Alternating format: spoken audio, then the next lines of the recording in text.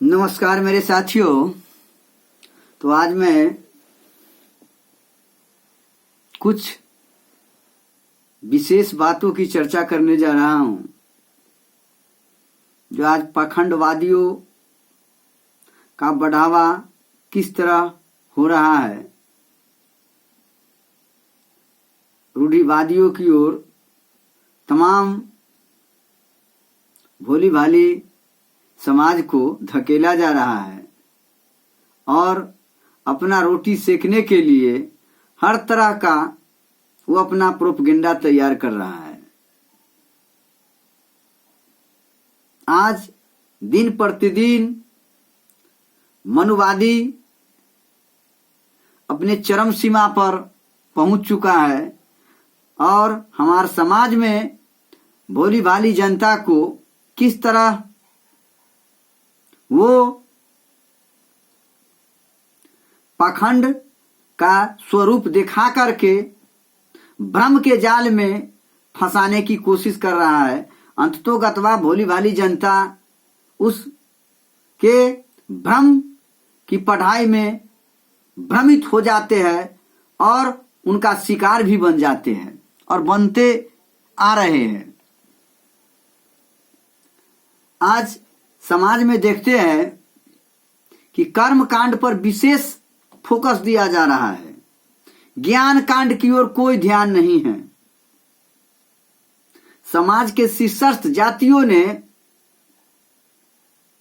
अपना बहू बेटियों को, बाल बच्चों को और अपने परिवार को भोग विलास को सुदृढ़ करने वाली जो भी वस्तु है उनको पाने के लिए दूसरे के भविष्य को अंधकार में ढकेल रहे हैं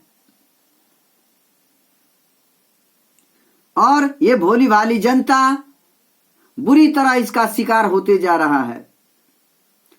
आज समाज में देखते होंगे कि शिव चर्चा बहुत चरम सीमा पर पहुंच चुका है। हरिंदर भैया, हरिंदर भैया, हरिंदर भैया, हरिंदर भैया सब के दिमाग में बस गया है। हरिंदर भैया एक ब्राह्मणवादी व्यवस्था का पूर्ण आधिपत्य अपने दिलो दिमाग में रखे हुए था। थोड़ा सा एक रूप छोड़ दिया और सारा समाज उसके प्रति दीवाना हो गया। अपने कर्म को भूल करके कर्म कांड की ओर रिटर्न हो गया।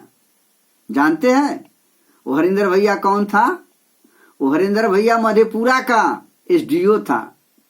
मधेपुरा जिला में एसडीओ पोस्ट से रिटायर था। वो अपने वंश को आगे बढ़ाने के लिए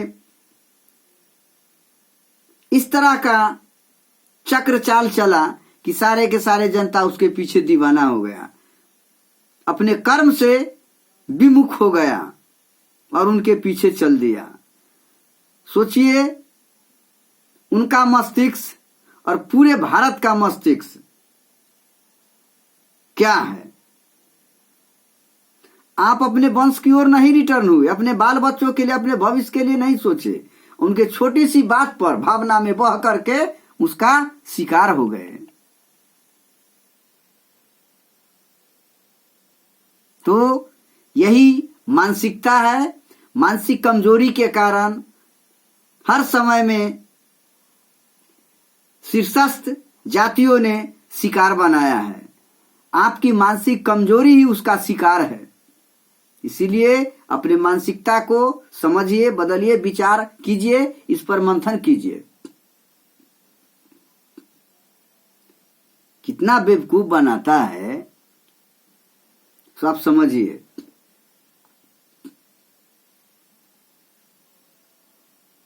एक ब्राह्मण और एक कुम्हार भाई, दो मित्र था। तो कुम्हार भाई ने बताया कि मित्र तुम इतना प्रकांड हो और तुम साक्षात ईश्वर से दर्शन करवाते हो, ईश्वर का संवाद वाहक हो, तुमको साक्षात्कार होता है, कम्युनिकेशन होता है, बातचीत होता है ईश्वर से, तो हमको भी थोड़ा बात करवा दो। मैं भी उस ईश्वर के साक्षात्कार रूप को देखना चाहता हूं। मुझे साक्षात्कार करा दो, उस ईश्वर से हमें भेंट करा दो। तुम जो मांगोगे मैं वो देने के लिए तैयार हूं। तो ब्राह्मण सोचा, इससे बड़का हमको शिकारी कौन मिलेगा।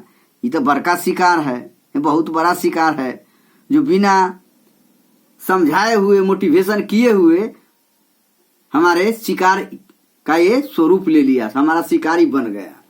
चलिए, तो एक दिन प्रोग्राम बनाया और कहा कि मैं इस दिन को, फलना दिन को मैं तुमको ईश्वर से मुलाकात करा दूंगा, तुम व्यवस्था करो। वो पूरा पूजा पाठ का जो सामग्री था वो लिखवा दिया। कुम्हार भाई प्रकट हुआ सारे पूजा पाठ के सामान के साथ। तब पंडित जी, ब्राह्मण पंडित जी अपना रूप दिखाना शुरू कर दिया और ईश्वर से साक्षात करवाने के लिए वो तैयार हो गया। पूरा पूजा पाठ, होम हुमात से लेकर के तमाम चीज तक वो शुरू कर दिया। और अंत में छोटा सा पत्थर जिसका नाम था शालिग्राम, जिसका नाम था शालिग्राम, कुम्हार भाई को कहा, इसको तुम ईश्वर मानो, इसको तुम भगवान मानो, तुम्हारा जो भी मनोकामना होगा, दुनिया के तमाम भोग विलास की वस्तु तुम्हारे सामने मौजूद हो जाएगा, तुम इस पर विश्वास करो। कुम्हार भाई बड़ा छलिया बहरूपिया था, वो भूमिहारों से महाखच्चर था। कहा जी साला तो बड़का हमको पढ़ा दिया है, ये तो असली भगवान से हमको दर्शन करवा दिया। तब कुम्हार भाई दिमाग लगाया कि इसको हम इनाम देंगे, हैं, मुंह मांगा इनाम हम देने के लिए वचनबद्ध हो गए हैं, तो इसको भी हम असली रूप दिखा देते हैं। तो कुम्हार भाई क्या किया, ये 2 दिन का टाइम लिया। कहा जे दोस्त, तुमको इतना टॉप क्लास का हम बाछा 2 जोड़ी देंगे ना, सोनपुर मेला वाला खरीद करके, जो तुम्हारा खानदान तोड़ जाएगा, जोड़ा नहीं रहेगा उसका। जितना मन है उतना तुम जोतोगे, जहां तक ले जाना है वहां तक गाड़ी से ढो करके, ये केहनो गाड़ी लाद दोगे, उठा करके लेकर के दौड़ते हुए चला जाएगा, तुमको ये जीवन को सवार करके रख देगा। 2 दिन का टाइम दो। वो क्या किया कि माटी वाला 2 बाछा जो था बनवा लिया, अब बहुत सुंदर ढंग से सजा दिया। कहा कि देख दोस्त, इसको तुम मानोगे ना, जितना बड़ा मजबूत, जितना टॉप क्लास का बाछा उतना कम पड़ जाएगा, तुम इसको पर जितना बोझा तुमको गाड़ी से लाद करके, गाड़ी को लाद दो, गाड़ी पर लाद दो और इसको जुगा दो, ये घिंचते हुए चला जाएगा। ये साधारण बाछा नहीं है, इसको तुम मानो, इसको तुम मानो कि विश्व के अद्वितीय बाछा है, बैल है, इसके जैसा संसार में है ही नहीं, तुमको वो महारत्न हम दे रहे हैं। बावन सो जाए साला, हम तो 52 बुद्धि से थे, ये 53 बुद्धि कहां से लगा दिया। तो जब तक भ्रम के किताब पढ़ते रहेंगे, उसके भ्रम के जाल को नहीं समझेंगे, तब तक आपके बाल बच्चा वही दलित बस्ती में बस करके जीवन को समाप्त कर देगा और वो अपना बाल बच्चे को विदेश में पढ़ाएगा, उच्च स्तरीय शिक्षा देगा और तुम्हारे बच्चों को हमेशा वो ज्ञान से वंचित रखेगा। इसीलिए उस पर कभी विश्वास मत करो, तुम अपने कर्म पर ध्यान दो, वास्तविकता के समझो। वो काल्पनिकता के व्योम में तुमको बुरी तरह ग्रसित करके डुबो देगा, तुमको स्वर्ग और नरक का पाठ पढ़ा करके जीवन के तमाम खुशी को छीन लेगा। इसीलिए उस पर कभी भी विश्वास मत करो।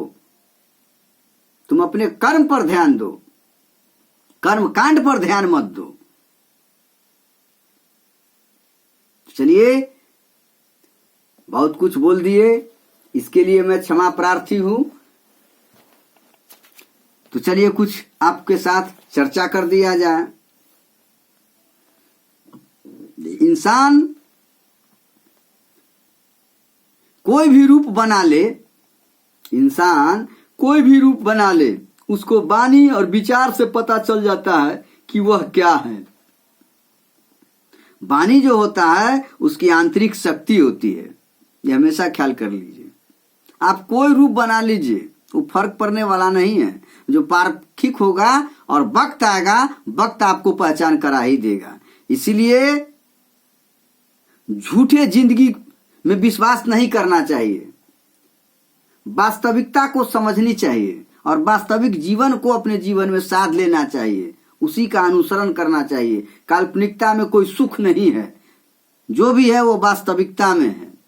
रहीमन जी बताए है झूठा सच्चा पर कि दोनों रहीमन एक से, दोनों रहीमन एक से, जो लो बोलत नाही, जो लव बोलत नाही, जान परत है काक पीक, जान परत है काक पीक, ऋतु बसंत के माही। कहने का मतलब यह है कि कौवा और कोयल रंग में एक समान है, इक्विवेलेंट कलर का है, वो इक्विवेलेंट कलर का है, समझ रहे ना। लेकिन है तो एक ही कलर, आकार प्रकार मिलता जुलता है, कलर सेम है। जब ये बोलते नहीं तब तक इनकी पहचान नहीं होती है। जब तक ये बोलते नहीं है तब तक हमको वास्तविकता का पता नहीं चल पाता है। कब तक? जब तक वो बोलते नहीं है। बोलने के बाद वास्तविकता का पता चलता है। इनकी पहचान कब होती है? कब होती है? बसंत ऋतु के समय। कब होती है? बसंत ऋतु के समय, वक्त आने पर। जब बसंत ऋतु आती है तो कोयल की मधुर आवाज से दोनों का अंतर स्पष्ट हो जाता है। कौवे कांव कांव करेगा, कोयल कू कू की आवाज निकालेगी, जो दिल को छू लेने वाली होती है। इसीलिए उच्च कुल का जो बच्चा होगा और निम्न कुल का बच्चा होगा, नीच संस्कार का बच्चा होगा, उसका कर्म से पता चल जाता है कि उच्च संस्कार का पैदाइशी है या नीच संस्कार का पैदाइशी है। उसके कर्म से, उनके विचार से, उनके आव भाव से पता चल जाता है। वो स्वयं परिचय दे देता है। परिचय लेने की कोई जरूरी नहीं है, उसका क्रेडिबिलिटी ही बता देता है कि वो किस खानदान से ताल्लुकात रखता है। इसीलिए वाणी मनुष्य के अद्वितीय संस्कार होता है। अद्वितीय के मतलब समझते हैं? क्या समझते हैं? अंतिम संस्कार होता है, उसके जैसा संस्कार दूसरा नहीं हो सकता है, वो वाणी होता है। वाणी के कारण महान से महान हस्ती को नीचा कर देता है। भाषा में अगर जान हो तो औलाद बदल जाता है, भाषा में अगर जान न हो तो औलाद बदल, दोनों स्थिति में होता। मैं वही बोल रहा हूं। भाषा में अगर जान हो तो औलाद सुधर जाता है और भाषा में अगर जान न हो तो औलाद बिगड़ जाता है। ये भी मैं बोल रहा हूं। भाषा के कारण ही महान से महान हस्ती बनता है और हैवान से हैवान भी हस्ती भाषा के कारण होता है। आप ही का सब कृत किया हुआ है, यही भाषा है। तो वक्त आने पर आप स्वयं पहचाना जाइएगा, घबराने की बात नहीं है। समझ गए ना?